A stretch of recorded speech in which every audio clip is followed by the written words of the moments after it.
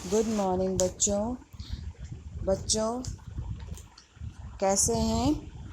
आशा है आप लोग घर पर सुरक्षित होंगे।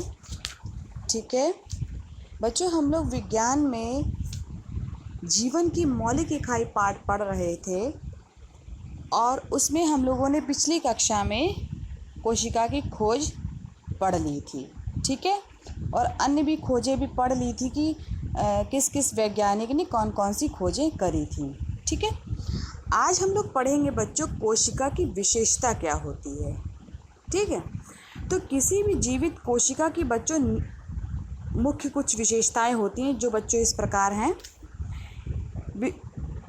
इनमें स्वतंत्र रूप से गुणन करने की क्षमता होती है। गुणन मतलब मल्टीप्लाई, यानी अपने आप को दुगना करने की क्षमता होती है, यानी एक कोशिका से दूसरी कोशिका बनेगी। दूसरा है, इसमें आनुवंशिक सूचनाएं निहित होती। आनुवंशिक सूचनाएं कौन सी होती हैं? जो पेरेंट्स से उनके संतानों में जाती हैं, यानी माता पिता से उनके संतानों में जो भी गुण जाते हैं उनको क्या कहते हैं? आनुवांशिक।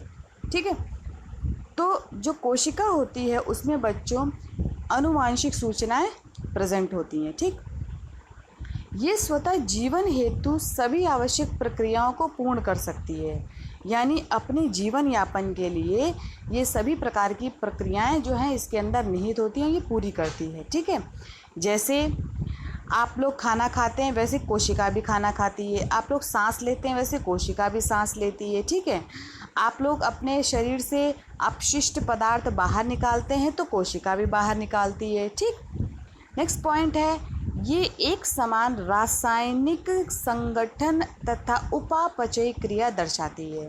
जैसे आपके शरीर में क्या कहते हैं, जब आप भोजन ग्रहण करते हैं, जब आप जो भोजन है आपके आमाशय में पहुंचने के बाद जो भी उसमें रासायनिक अपघटन होते हैं, या जो आप सांस लेते हैं उसके बाद जो रासायनिक अपघटन होते हैं, उसी प्रकार की जो रासायनिक अपघटन है एक कोशिका के अंदर होती है।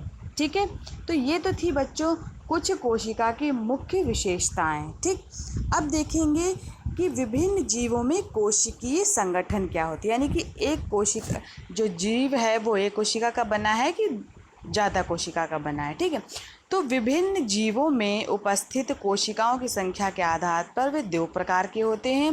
पहला तो है एक कोशिकीय, दूसरा है बहुकोशिकीय। जो एक कोशिकीय जीव होती है बच्चों वो एकल कोशिका युक्त होती है, और जो बहुकोशिकीय जीव होती है वो अनेक कोशिकाओं से बना होता है। ठीक, अब इनके बीच में जो अंतर है वो देख लेते हैं कि एक कोशिका और बहुकोशिका के बीच में अंतर क्या है। तो सबसे पहले लेते हैं कि एक कोशिका जीव। तो एक कोशिका जीव जो होती है संपूर्ण जीव मात्र एक कोशिका का बना होता है। ठीक है, जैसे अमीबा हो गया, उदाहरण हमने क्या ले लिया, अमीबा हो गया, पैरामीशियम हो गया, ये सब क्या एक कोशिकीय जीव हैं। तो इनका जो शरीर है केवल एक कोशिका से ही बना होता है। बहुकोशिकीय क्या होते हैं?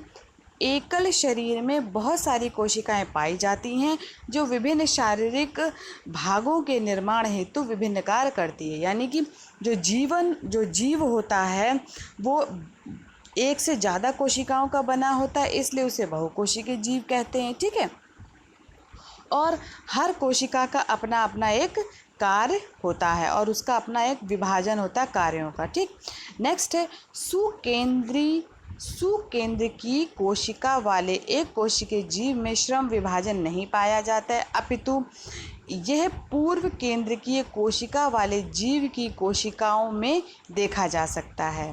यानी इसका अर्थ ये हुआ सुकेंद्रकीय कोशिका, यानी कि यूकैरियोटिक जो कोशिका होती है जिसमें केंद्रक उपस्थित होता है। आगे मैं आपको बताऊंगी कि जो एक कोशिकीय जीव है उसका और भी अंतर है, मैं आपको आगे डिटेल में बताऊंगी। ठीक है, तो जो यूकोशिकीय है यानी सुकोशिकीय जो सुकोशिकीय कोशिका होती है उसमें बच्चों केंद्रक होता है। ठीक, और जो पूर्व के जो केंद्रीय कोशिका होती है उसमें केंद्रक नहीं होता है।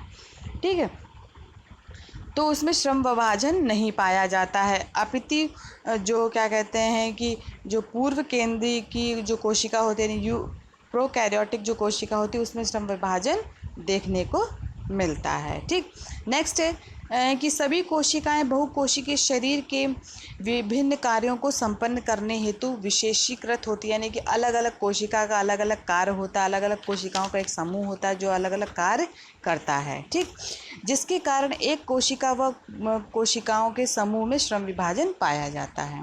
अब एक कोशिका का उदाहरण है अमीबा है, क्लेमाइडोमोनाज है, पैरामीशियम है, बैक्टीरिया है। और बहुकोशिकीय जीव का उदाहरण है कवक है, पादप है, जंतु है, मानव है, जो मनुष्य है वो भी बच्चों बहुकोशिकीय जीव में आते हैं, ठीक। अब लेते हैं कोशिकाओं का आकार क्या होता है। तो प्रायः बच्चों कोशिका गोल आकार की होती, किंतु बहुभुजीय, आयताकार, बेलनाकार, नलिकाकार, स्तंभीय, घनाकार, बहुभुजीय, तस्तरीनुमा, ताराकार, द्विउत्तल, परवलयाकार, भालाकार आदि हो सकती है। कोशिका बच्चों अति सूक्ष्म संरचना होती है, इसे नग्न आँखों से नहीं देखा जा सकता, यानी कि आप नंगी आँखों से नहीं देखेंगे। इसके लिए आपको किसकी आवश्यकता होगी? पिछली कक्षा में मैंने बताया था सूक्ष्मदर्शी की, ठीक है। प्रायः इसका जो व्यास होता है 0.5 से लेकर के 20 मैक्रोमीटर तक हो सकता है। जैसे हृदय पेशी की कोशिका ताराकार होती है और स्तनी जीवों की जो आरबीसी होती है वो द्विउत्तल होती है। मानव शुक्राणु की कोशिका जो होती है वो कैसी होती है? भालाकार होती है, ठीक। तो अलग अलग जो कोशिकाएं होती हैं उनका अलग अलग जो क्या कहते हैं आकार होती है और आकृति होती है। अब बच्चों नेक्स्ट वीडियो में हम लोग देखेंगे कि सजीव कोशिका का संरचनात्मक संगठन क्या होता है, ठीक है बच्चों।